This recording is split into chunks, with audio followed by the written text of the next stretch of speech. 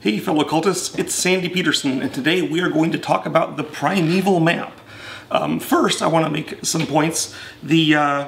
Some people have asked about the quality of the map we're using. This is not the real map, this is a laminated printout. The actual maps are mounted on cardboard and folded like this one. Okay, in fact, this map I believe is being made by the same factory we're going to be using, though obviously the art's quite a bit different. So you can see what it's going to be solid, foldable like that. I just don't have those here yet because, prototype stuff. Okay, now, also another, this map, the Primeval map, has kind of been the red-headed stepchild of the expansions. Probably the least popular as far as people ordering it. I think it's because it's not as sexy as the other maps, doesn't seem as sexy because it doesn't have its own monsters that come along with it, and maybe because at least initially it cost a little less. So people thought, well, if it costs less, maybe it's not as cool. But it's actually, which is kind of a pity because it's actually a very intense, exciting map. It's super fun. So we're going to talk about it today and see what you think. So let's zoom in on the map now and start talking about it. So what you have, here's the map, and you can see that it is obviously the Primeval Earth. We have Atlantis and Mu, Lemuria, Hyperborea and Thule, Lomar, all kinds of places that obviously existed in the Primeval Earth. There's a lot of oceans covering the outer areas, but it's all separated by this big bar of Earth. So the layout of the map is, of course, really different from the regular map. It's actually a lot harder to move around on this map than on the Earth map. Distances, if you are, for example, if you are crawling chaos on the Earth map, from your starting area, you can hit any other area on the whole map. But here, you can't even get to the central area from your starting area by flying because it's so subdivided. So that's just part of it. It's like a slower moving map. It feels more primitive in that way. And the other obvious thing is we got these glaciers spotting all over there, these glacier markers. So let's talk about how the glaciers work. At the start of the game, of course, you have your. Can this be seen? Yes. Okay, here's Cthulhu starting with his thing, and I'll put a couple cultists. Really, he'd have more cultists than this, but just for example, you start in that area and you do your first turn, and then during the next Doom phase, the glaciers appear in every area where a player has started. So this is what the glaciers look like, sort of. The real glaciers, we're going to make them transparent.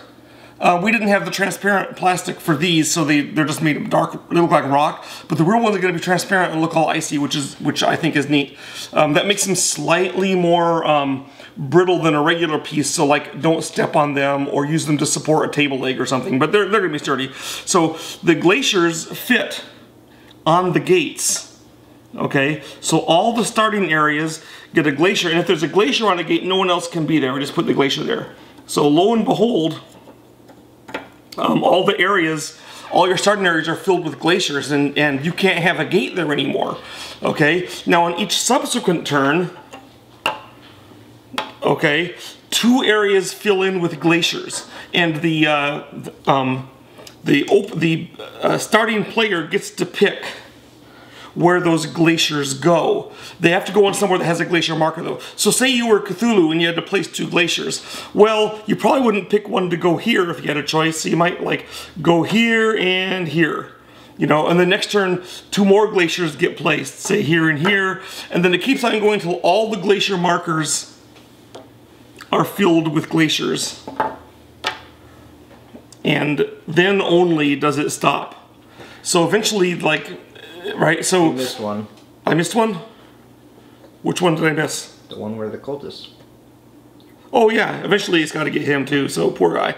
Okay, so eventually all these areas have glaciers on them. There's always a core area that doesn't have glaciers. Okay, now, so typically when players realize that this is how it works, and the map gets these glaciers that accumulate during the course of the game, generally it's not all filled in like this until the last turn of the game. Then the question is, well, so this is like a low point scoring game with a low number, like not as much power. It seems like it's going to be a slow, brutal slog. That's not how it works at all, and here's why. Okay, after the first turn of the game, say that, well, let's get these guys off. Okay. So the glaciers come on, and they fill in the 4 areas at the start and this is a 5-player map, so I guess it'd be the 5 areas. The 5 areas that players started, right? And everyone's kicked off their gate. Well, man, I don't get my 2 power for that gate, right? But here's the key. You get 1 power for each abandoned gate, and all 5 of these gates is abandoned. So yeah, Cthulhu's missing out on his 2 power for his starting gate, but he gets 1 power for it because of this, and then he gets 4 more power for the other abandoned gates. Okay? Don't those go on after you gather power? Yes, these go on after gather power. The first turn it won't matter. The second turn it won't matter. The third turn it kicks in. And you start getting this big power boost. So on a typical turn, so like the least power you can have is typically you have at least 1 of your own gates somewhere on the map with the cultists on it, right? And then there's the 4 or 5 gates that have glaciers on them. So you have at least 7 or 8 or 9 or 10 power. So a game of on the Primeval map is not a low power game, it's a really high power game. Everyone tends to have a high amount of power, kind of all in the same range, because you're all getting the power from the than the abandoned gates. So the game is like more equal in a sense as far as power goes. It's hard to get a big edge in power. In fact, if you own 2 gates with cultists on them, on this map, that's pretty good, because normally they're all being eaten up by the ice ages. So everyone has a lot of power. This is the first thing to understand. And the second thing is that, so you all have 10 or 12 or 13 or 14 power, and there's not very much area to fight in, because you're all fighting over the same number of areas in the middle of the map. So it becomes a really intense battle in the middle of the map, trying to take over Atlantis and take over the ocean trench and kill the other guys here.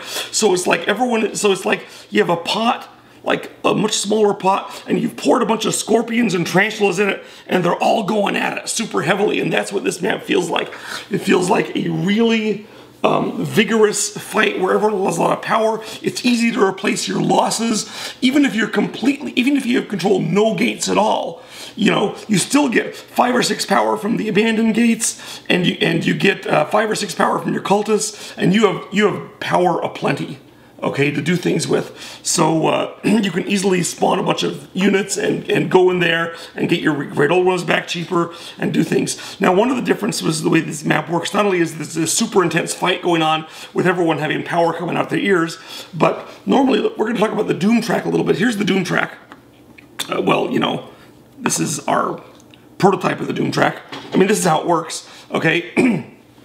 And I would say that that there's 2 different ways the game can end. One way it can end is if someone's Doom points get up to 30, okay? The other is if there's so many rituals done that you get up to the instant death marker. Now, I would say that about 1/4 of the time in a typical game on the normal map, the victory points get to 30 and the ritual death hits its top at the same time.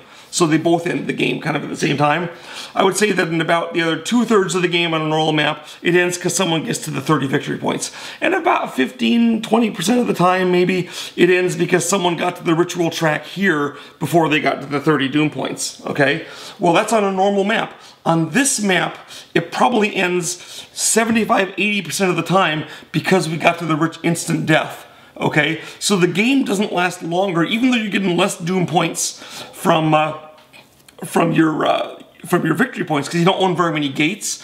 Everyone's doing a lot more of the ritual tracks because you have more money, and because if you have only 2 gates, it's worth doing. And everyone has the great old ones out, so what happens is there are a lot more rituals. So the game, a typical game of Cthulhu Wars ends in the 5th or 6th turn, and a typical game on this map also ends in the 5th or 6th turn. It just ends at a somewhat lower Doom points, but a more higher ritual track level. Okay, so it still is not, it doesn't drag on at all. It's exactly the same length, but with more points here, because you can afford to do more of those. It's better for you, and that's how it works.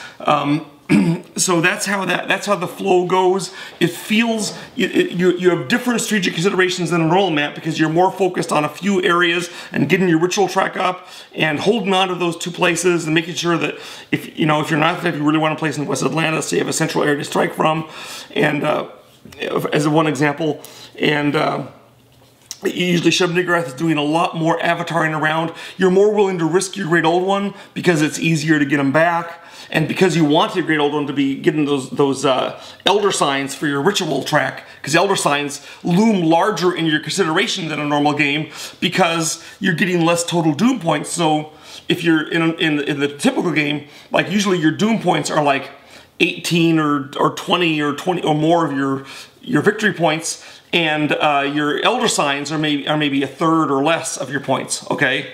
But in this game, the Elder Signs are maybe half of your points, okay? Because you're getting fewer Doom points. So that's how this map works. I hope my description is interesting to you and piques some interest on it, because this is a very popular game to play, actually.